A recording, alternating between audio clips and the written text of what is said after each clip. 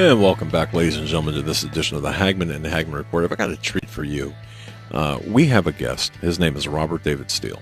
I call him Mr. Steele. However, he said, call me Robert. And so I will. This gentleman has been a CIA case officer. He's a former Central Intelligence Agency clandestine services case officer.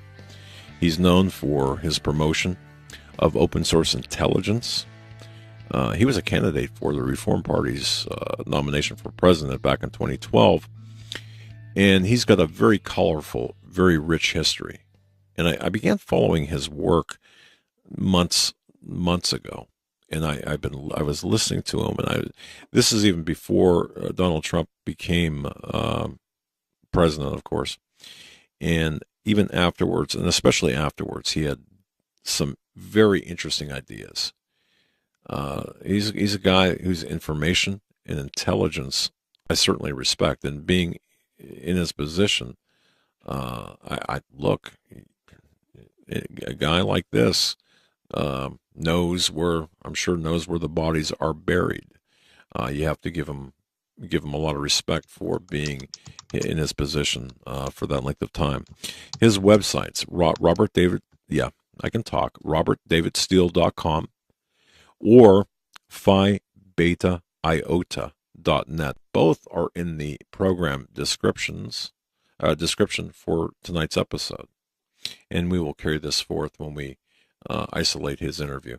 Robert David Steele, welcome to the Hagman and Hagman Report, sir. Oh, I'm delighted to be with you. Man, I'll tell you, you said I'm gonna wear a shirt and tie, and I thought, wow. Well, thank you. It's great to see you. It's actually great to talk to you. I'm really I got to tell you, I'm somewhat awestruck that you would actually take the time out of your busy schedule. I know it's busy, but I do have a lot of respect for the information and intelligence you have provided over the course of I don't know, the last couple of years. And I asked you right as we were winding down, where do you want to start? And you said, wherever your audience, wherever you think your audience would it would be a best fit. Let me ask you, Robert, why don't you just give a little bit of a background in case anyone of our audience doesn't know who you are? Well, I'm fortunate to have been the son of an oil engineer. I spent my whole life overseas, 10 years in Asia, including 4 years in Vietnam during wartime, 10 years in Latin America. Came back for college and my first graduate degree, decided I had become too educated, so I joined the Marine Corps and became an infantry officer. Found infantry boring in peacetime, and I was very, very pleased to be competitively selected as a spy. I think 20,000 apply for every one that gets selected. And I did spying for 9 years. I had 5 times the regional average in recruitments of traitors and in production. And I also wrote the CIA's first ever standard operating procedure for a clandestine field station. Believe it or not, they didn't have one when I joined. I was asked by the Marine Corps, where I'd stayed a reserve officer, to come back to the Marine Corps and create the Marine Corps Intelligence Command. And I did that as the ranking civilian working for a colonel, an extraordinary man, Walter Breedy III, who's a Naval Academy graduate. And those are very rare creatures in the Marine Corps. And Walt and I created the Marine Corps Intelligence Command for General Al Gray, one of the greatest generals we've ever had. And that's when I discovered, after spending a great deal of money accessing secrets, that the secret intelligence community doesn't know anything about 96% of the real world. They don't follow Somalia and Haiti and Burundi. There was just a book out called Debriefing Saddam Hussein that concluded, after debriefing Saddam Hussein, that everything CIA thought it knew about Iraq and Saddam Hussein was flat out wrong.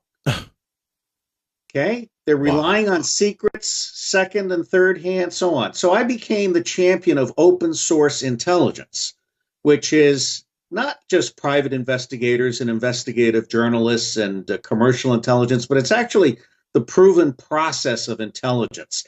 Collection requirement, what do you need to know, who knows it, putting it all together, verifying, validating, distilling, discriminating, and then finally presenting to a decider on one note card an answer. And I found that most deciders understand three colors, red, yellow, and green. So I can get down any complex question to one note card with three colors. And that's the craft of intelligence. Where the U.S. intelligence community has gone wrong is, first off, it was created by Wall Street. The CIA was created by Wall Street to be its secret lily pad inside of the U.S. government. This is a story told by the Devil's Chessboard, which is also complemented by Colonel Lou Prudy's The Secret Team. So, although I've written about there are 7 CIAs, the bottom line here is that CIA as an institution is a cancer within the U.S. government. This is how the elite use 1,000 military bases all over the world and military aircraft and ships conscripted allegedly for national security purposes to smuggle gold, cash, drugs, guns, and small children. Oh. And this is one of the reasons why I've recommended to Donald Trump through my writings that he close all 1,000 bases overseas and bring our army home. Wow. Okay. I mean, you just said a whole bunch of things. I do believe that our audience is going to be interested in one thing you said, and I've heard you talk about this. So forgive me if this is kind of redundant to you, but let's go back. You said there are seven different CIAs, if you will. Can you explain that? I'd be glad to. I've written about it, so your listeners can look at phibetaiota.net. They can look up 7 CIAs.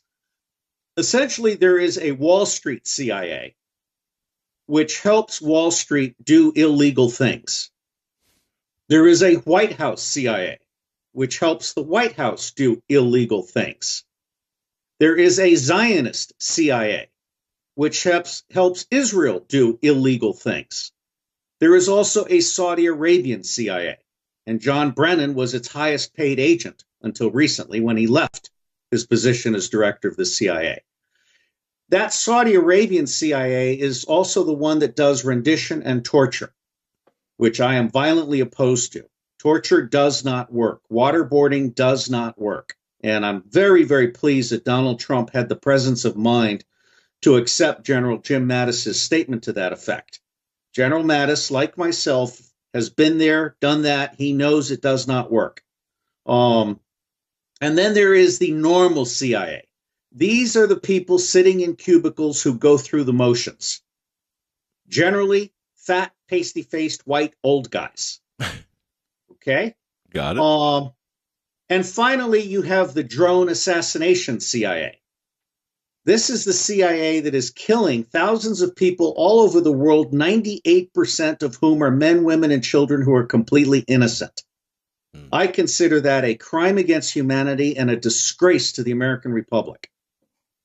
Wow. Okay. And folks, our guest, Robert David Steele. You did ask. Yeah, and you did answer. And my goodness, without any ambiguity whatsoever. So, okay. How many, within that grouping, how many are actual out there, spies? How many spies are there, like, doing the spy work, the James Bond kind of stuff? Well, the short answer is fewer than 10. Okay. The longer answer, because there are roughly 10 really incredible human beings that do things that make me shrivel up and want to die. Beyond them are another 100 to 200 of what we call non-official cover officers. Knox. These are people who actually risk being beaten to death and thrown into jail and buried deep and never seen again. The vast majority of the so-called clandestine case officers are under official cover, which means they're traveling with official U.S. government documentation. If they're caught and put into jail, they are basically bailed out and sent home. They are pretending to be spies. Okay, and I was one of them. And I will tell you flat out that as long as the CIA continues to rely on official cover, which is to say their officers return to and from a known fixed official installation multiple times during the day, throwing cash around like it's going out of style. They are all identified within 2 to 3 weeks of arriving in country. All of their agents are known to local liaison, and the whole thing is a mockery of the concept of clandestine intelligence.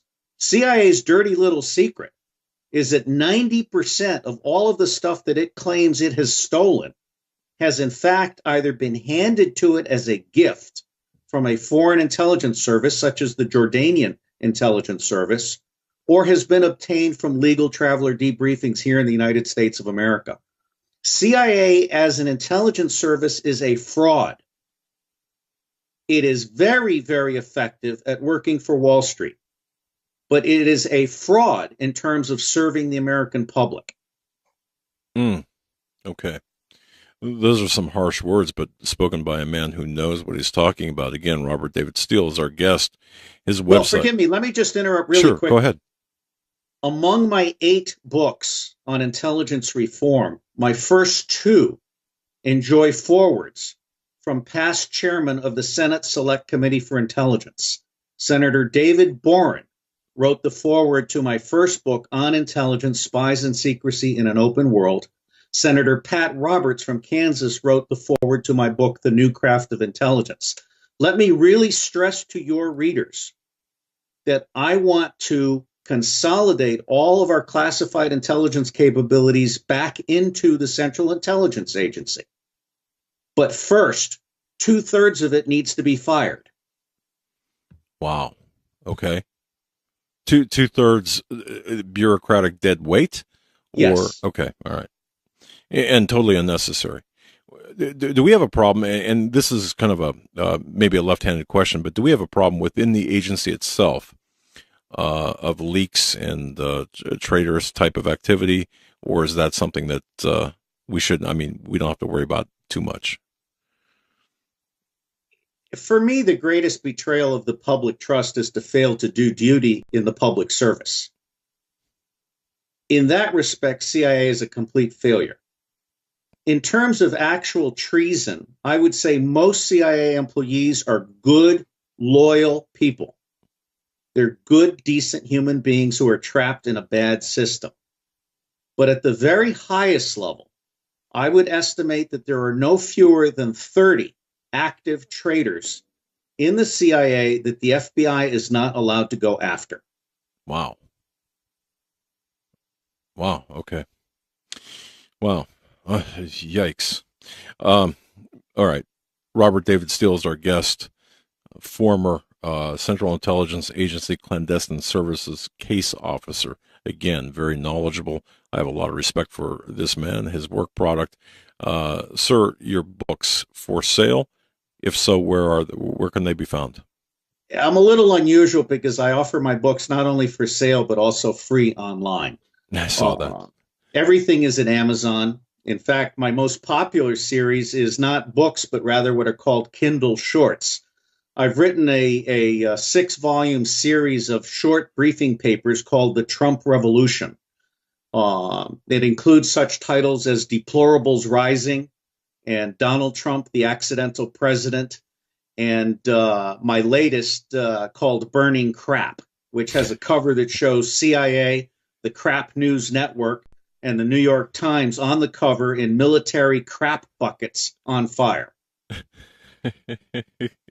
Yeah. Oh, wow. Okay. I love that. I love that. Mr. Steele, if I could jump in with a question here. This is Joe, by the way. Yes, I know. Yeah. I'm glad to have you. I'm honored that you're both there. Well, it's great to have you too. Your qualifications speak for themselves. The influence of the CIA in journalism is something that if we could spend a little time. Yeah, he was asking me about that today. It's beyond treason.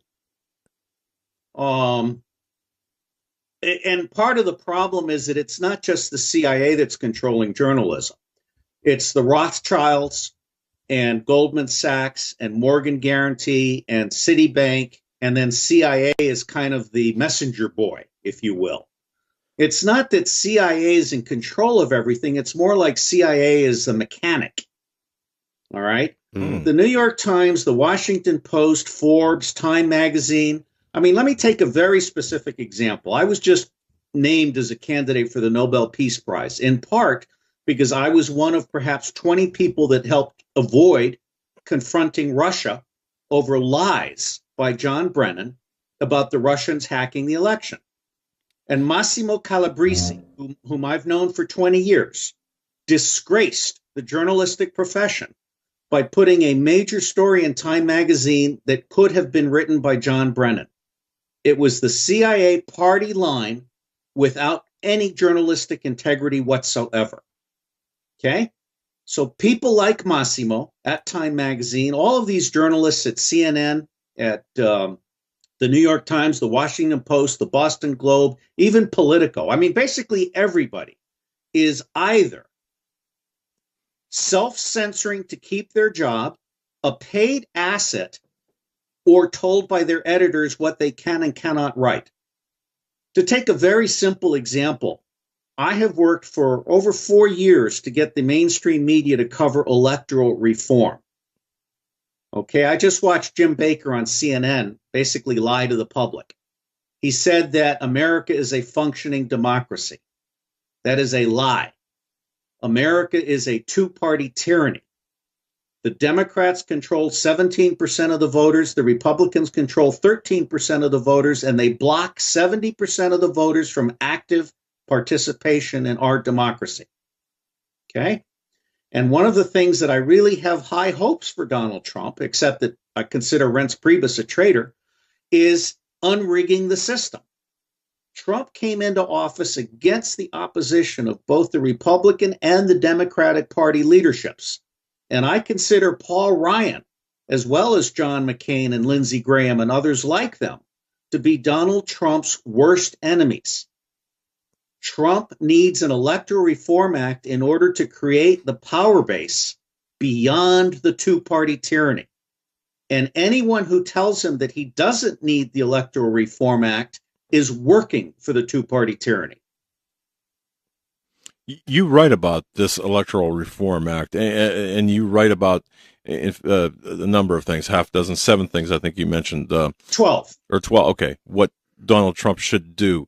I'm sorry, there are 12 points to the Electoral Reform Act. There are 7 things that I put into my Christmas message to Donald Trump. And I saw that, and folks, you can view that, read that. You go to robertdavidsteele.com or 5phiiota.net. But the latter, of course, has got the content as well as support his work. Get the Kindle Shorts, buy them on Amazon. But having said that, explain to me, sir, the Electoral Reform Act, because to me that seems like that would legitimize Trump as yes. Okay. Yes. You've got it. Okay. Thank you. See, it pays to watch the videos that he's done. It would be. Please let me expand on that, because that may be the single most important point that your audience can get from this talk. Okay. Rob Uri wrote a brilliant article in Counterpunch in which he pointed out that Barack Obama was elected by 26% of the eligible voters in America. Donald Trump, because he attracted many voters back to the voting, was elected by 27%. Had Hillary Clinton succeeded with the electoral fraud that she used to steal 13 primary elections from Bernie Sanders using electronic ballot tampering, had she not been blocked in using that against Donald Trump, she would be the illegitimate president of the United States today. Trump is the legitimate, accidental, fringe president. And the single best thing Donald Trump can do to energize, to mobilize, to embrace, to engage, to bring back to the fold this country is to pass the Electoral Reform Act and commit himself to helping independents, libertarians, and Greens get into Congress in 2018. The Electoral Reform Act does a number of things. One of the 2 most important things it does is it creates paper ballots with exit polls. That puts the Diebold fraud machine business out of business. The second most important thing it does is it frees all of the members from their financial dependency on Israel and Saudi Arabia and Wall Street. Now, that opens the door for what's called evidence-based governance in the public interest. Once you have people who are legitimately elected, because most people who are elected on the basis of multiple frauds, including gerrymandering, districts that are drawn to manipulate the voting process, voter suppression, fraudulent electronic voting, and of course, in Hillary Clinton's case, superdelegates, which this Electoral Reform Act eliminates. So bottom line is that for Donald Trump to be the president for all Americans, in my judgment, he has no alternative but to make the Electoral Reform Act of 2017 the single highest priority. And he can jam it through against Paul Ryan's objections by going state to state, which he does brilliantly. We need to get that message to him. Your message to him. The Electoral Reform Act of 2017 needs to be accomplished. Obviously, that's key. And what that does, it's my understanding, and please correct me if my perception is off here, but that does destroy, and I think you might have suggested this. It destroys the lock of the two-party system, and it re-enfranchises the 70% that's disenfranchised by the two-party system. Did I say that right?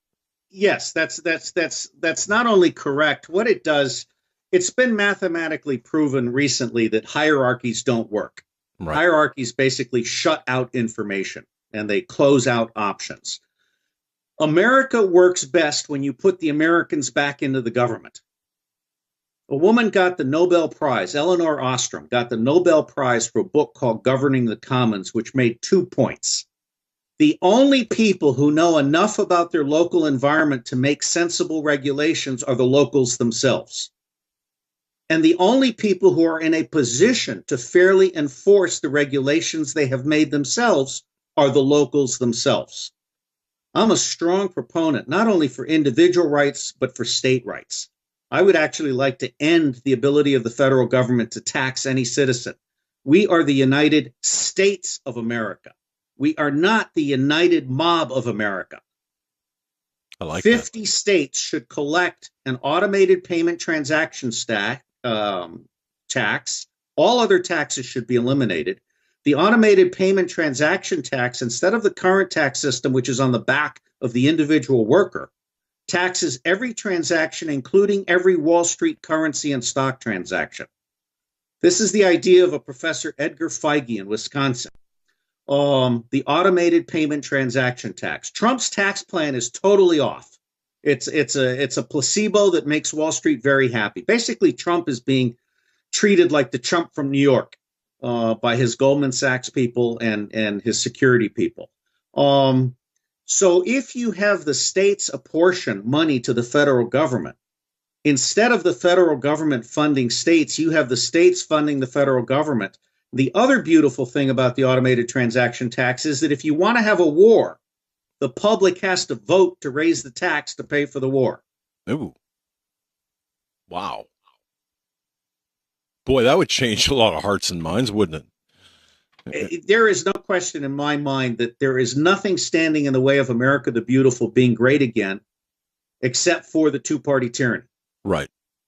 And you've done such, folks, well, obviously, in addition to what Robert David Steele is talking about tonight, you find videos to this effect in his writings at his website, phi-beta-iota.net. I would urge everyone to seriously listen, view everything this man has put out, because he's right on the money. Now, we're about 2 minutes out to break for the bottom of the hour, but I've got to approach this as well.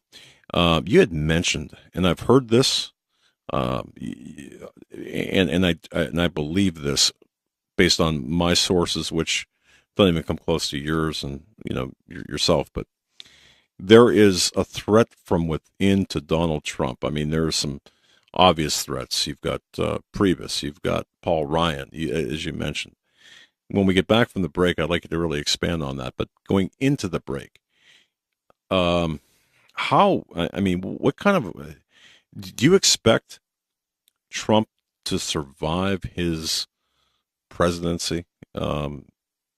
Not at his present rate, not with his present staff. That's that's very disconcerting to me, because I do believe that this treachery and treason, as you have so pointed out so well, will come from within. Now, you had mentioned, okay, in addition to the Electoral Reform Act, and again, we've got about a minute. Well, I'll tell you what, we're gonna hit this on the other side. Folks, our good friend, and we're so blessed to have him, his generous gift of time, Robert David Steele, robertdavidsteele.com. His website is phi-beta-iota.net, both in the description panel of our show description for tonight. This man just, in fact, we're getting emails. Love this guy, Robert David Steele, blowing it out of the water. Boy, you got a lot of fans. So, well, I just hope some of them have Donald Trump's phone number. Yeah, and we have to work on that. We have to get this information, and I mean this seriously. If we want to see Trump succeed.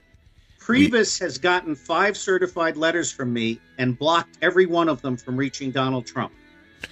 Maybe we can change that. We do have some possibilities. Folks, stay right where you're at. Give us 3 minutes. We'll be right back. Visit HagmanReport.com for the news and articles that matter most. Stay tuned. We will be right back. Okay. Robert David Steele is our guest. RobertDavidSteele.com is the website. There you can find the other website he has is books. And everyone is a treasure. Robert, before the break, we were talking about things that if you could communicate to Trump, Donald J. Trump, you would need to do this, or you'd like to do this. Keep going, brother. Keep going. What else? Well, bless you all. I did a spy's Christmas message to Donald Trump, which over 250,000 people have read. It appeared at The Mind Unleashed, and it also appeared at Zero Hedge. And it lists 7 things, but let me just focus on the first 3. We've talked about 1, the Electoral Reform Act.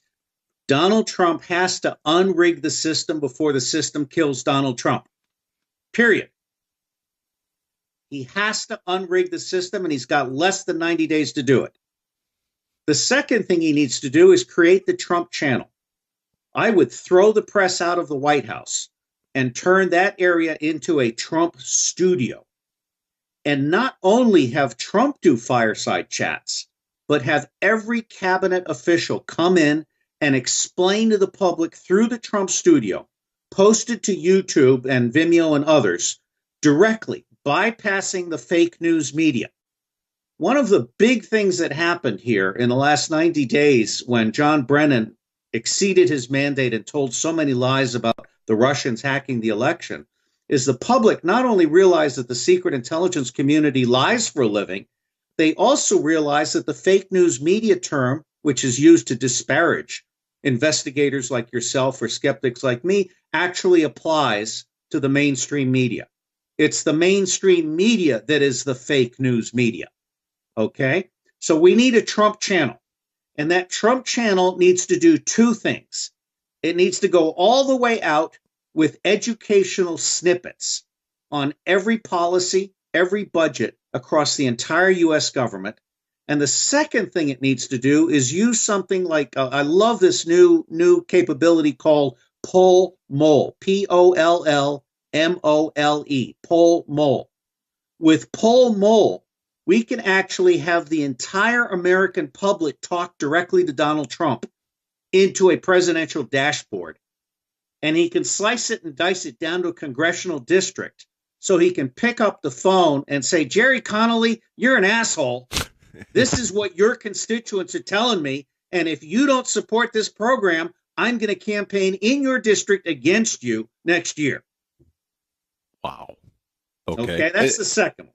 And the circumventing of the press obviously is necessary when you see how everything from his policies to his actions are being manipulated in the news. One great example is the temporary 90-day immigration ban, as they're calling it. I don't even The know extreme why I use vetting of the yeah. Yeah, and No, I mean, I'm in complete agreement with that. I've talked with strangers, from people who cut my hair to interacting in the store, and seeing them bring up the issue, which is strange because at least around here you don't get a lot of that political talk among strangers. But I've seen it a lot in the last few weeks, and one of the main things I see both on the internet and in real life is people are under the impression that it is a all-out Muslim ban that has no time period on it, and they have no idea about the vetting process. It's really sad. And a conversation I had today with somebody, and I was explaining this to them. They were asking different questions when we were talking, and they said, "Well, I didn't know that. I didn't know that." And you have to explain to them that the news is manipulating the facts. They're reporting lies, and the people are believing the lies and running with those misconceptions when they're out at these protests, when they're in their sphere of influence talking politics, and it's very alarming to see. And you're right about the fake news. You're absolutely right, and it's not only the media, it's also the colleges and the universities. Yep. The colleges and the universities have become a form of dumbing down and controlling the minds of our youth. They're teaching them crap. Mm-hmm. People graduating from college today know as much as a high school graduate in the 1950s. And you have so-called university professors calling Donald Trump a traitor.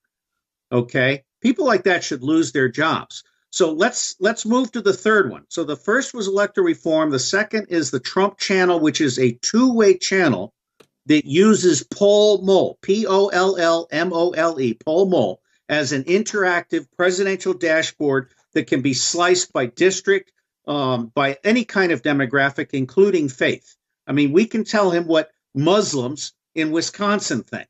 Okay, all four of them. And this is really important. Yep. The third thing that Donald Trump needs to do, I think, is fire Reince Priebus and dismiss Mike Flynn. They were selected by him for good and sound reasons when he needed to navigate the rocks and shoals of getting from Election Day to the Electoral College, which was a coup d'etat. John Brennan led a coup d'etat and should be impeached for what he did. And Lawrence Lessig, who was hiding out in Iceland while he was trying to undermine the Electoral College, has betrayed the Republic. So Donald Trump had to make some appointments to get to Inauguration Day. But now he's at Inauguration Day. And my biggest concern with Priebus is that he's an out-and-out traitor. He represents the Republican Party. And he is there to filter Donald Trump's information and to manipulate what Donald Trump hears and sees. And Priebus has got to go. Trump needs a professional chief of staff. The second person that really causes me concern is Mike Flynn. Now, I know Mike Flynn, and he really has his gifts. But Mike Flynn is under the delusion that he is somehow going to tell the Secretary of State and Secretary of Defense what to do. That's not what Mike Flynn should be doing. He is also under the delusion that we should go to war with Iran and blatantly attack Russia just to satisfy the neoconservatives who have threatened Mike Flynn. And they are telling Mike Flynn that if he doesn't take action against Russia, he's going to lose his job. Well, I have a newsflash for Mike Flynn. Donald Trump is the guy who decides whether he loses his job or not. And what Donald Trump needs right now is to settle the base at home, expand the base to 100% of our voters, create a Trump channel that distributes solid information, bypassing the fake news media. And third and last, he needs to apply counterintelligence. There are roughly 500 traitors across the U.S. government. And there are people on his staff who are not serving him properly. And if I had 90 days of phone calls for Mike Flynn and Reince Priebus, I guarantee you I could show that they are betraying the president's trust. Wow. All right. And those are some pretty heavy statements. Okay. Continue. Seriously. All right. I mean, if I had Trump's attention, those are the three things that I would focus him on in the first 90 days. However, there are three others. The last grand strategy, and for those of your listeners that aren't familiar with the term, a grand strategy means you sit down and you take into account all of the threats to America, all of the policy domains from agriculture to water, and all of the costs of addressing those threats with particular policies, and you do this all at once as a whole. That's called a Grand Strategy Summit. The last Grand Strategy Summit in the United States of America was called Project Solarium, and it was done in 1953 under President Ike Eisenhower. We have never done a Grand Strategy Summit since then. So that's number 4. I personally tried to reach Trump to tell him that he needed to do the Grand Strategy Summit before he selected his cabinet, because my view was that he would use the Grand Strategy Summit to judge his cabinet appointees, the candidates. Makes and sense. He would use his to kind of create a team, all right? But now he's president. He needs a grand strategy, and he needs one before he makes any more decisions, particularly about foreign policy and domestic policy. For example, he's making decisions about energy that have implications for water. All right? Fracking creates earthquakes, and it consumes clean water we can't afford to lose. Our aquifers are dropping 10 meters a year across the Midlands, okay? And then what water is left is being poisoned by fracking. Anybody who tells you different is either ignorant or a liar. Fracking is not good for America's groundwater, and America's groundwater is what grows America's crops. Okay? Wow. So this is a really important fundamental strategic point. The APT tax, the automated payment transaction tax, Trump needs to shift the tax burden. Actually, he needs to eliminate the tax burden on all individuals and on all small businesses. And the fastest way to do that is to shift to a tax on all transactions, which means that Wall Street ends up paying the bulk of the bill, which is where we should be. We go to war for oil, and then we let them sell us oil at an inflated price without paying for veterans' care first. That is utterly outrageous. Okay, and now here's my final idea. This is not my idea. Someone who desires not to be in the public eye came to me with this idea, and I think it's absolutely, utterly brilliant. It's called the Debt Renunciation Pledge. Our individuals and small businesses across America owe over $2 trillion in student debt, medical debt for the elderly, small business debt, credit debt it is usurious. It's against the Bible in every possible way. It's 26 to 29% with hidden clauses and all of this stuff. Imagine if you had a Donald Trump debt reconciliation website where every individual could go on and log in and post the details about their debt in a very confidential, private, encrypted way, and authorize Donald Trump in their name to renegotiate their debt.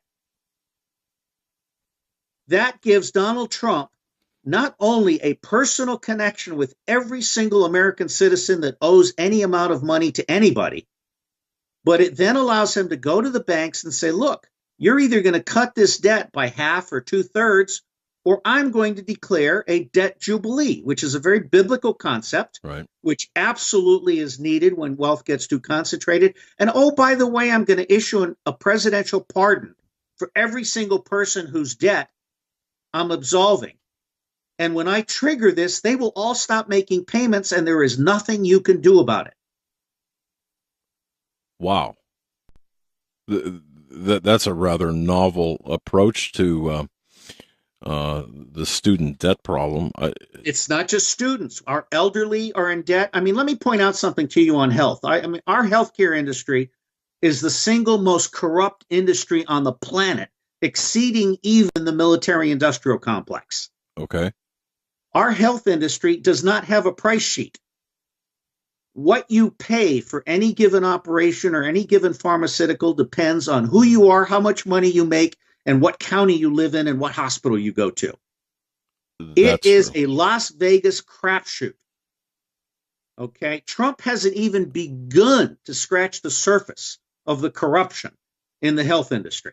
Okay. Which, by the way, let me just mention to your listeners, it's documented that in America, roughly 50% of every single domain, from agriculture to energy to health to housing to security to water, 50% is waste.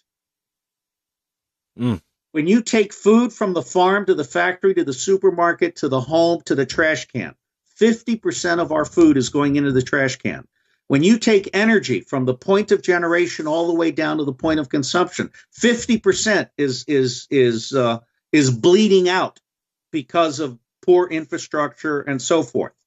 50% of our military is documented as waste. In fact, today we just posted an article, 2/3 of the U.S. Navy aircraft cannot fly.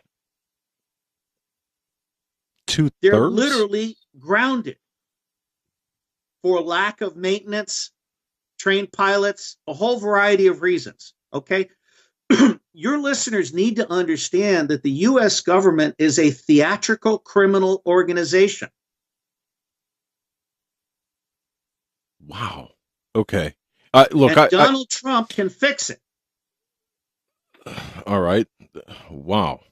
You know, I got to tell you, if I was Donald Trump and I'm hearing this sitting in the Oval Office, yeah, my ulcers would be bleeding profusely. I mean, no, they should not be bleeding. There's a solution here. We can fix this. I live in his neighborhood.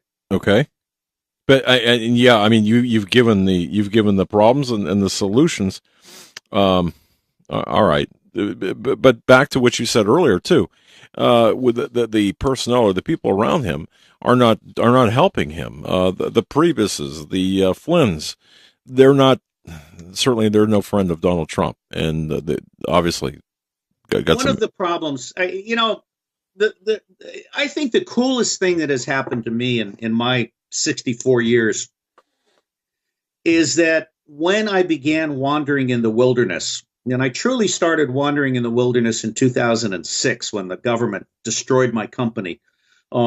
I was asked in a security interview to declare all of my foreign contacts, and I cheerfully declared 7,500 of them, each of whom had a piece of paper documented in my office.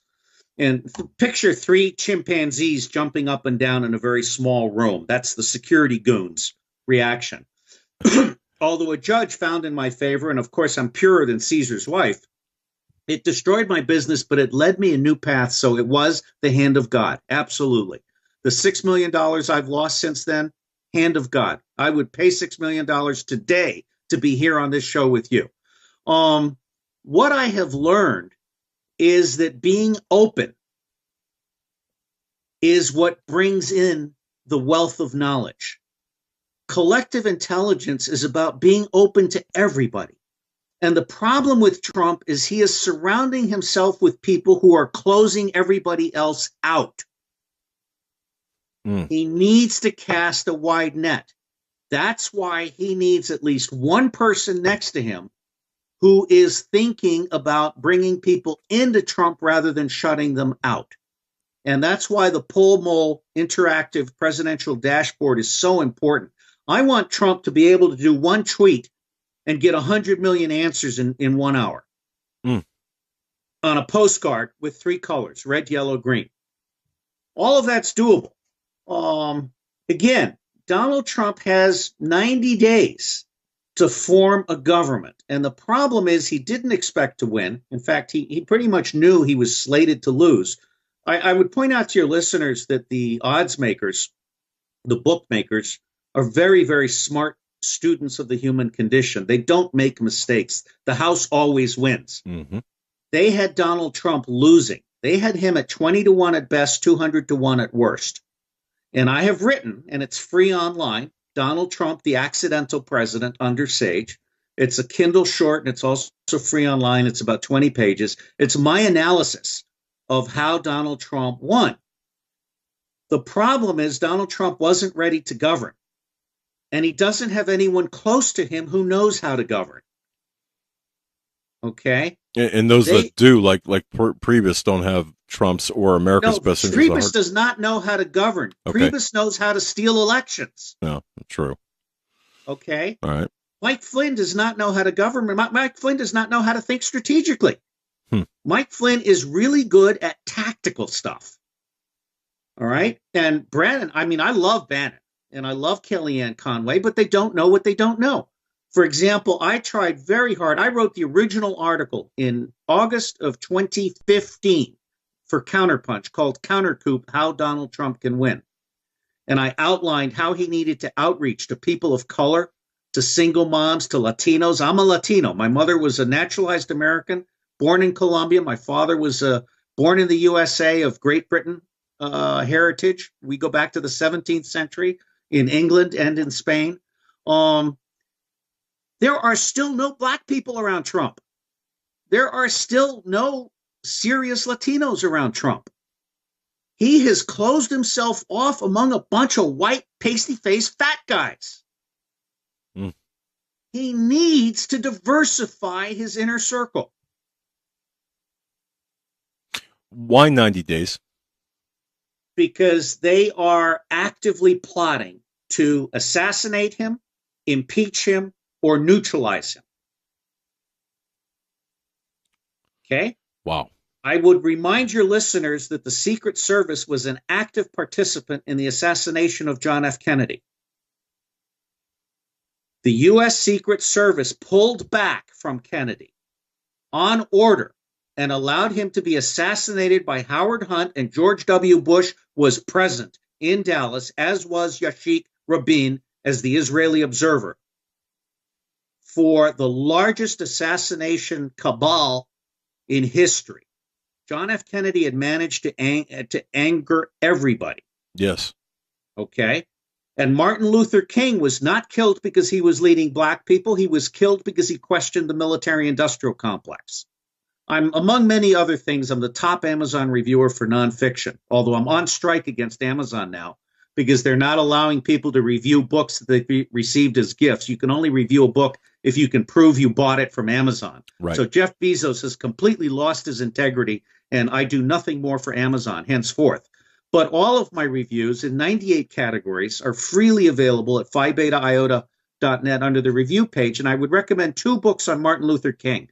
One is called Death of a King, and the other is called Act of State. The King family had a federal judgment a few years ago in which the U.S. government acknowledged and apologized for actively assassinating Martin Luther King. Okay? Mm. Now, Wow. I don't think Trump is going to be assassinated. It would be much cheaper to buy him out. A number of us have thought that Lynn Rothschild has made him a $20 billion offer.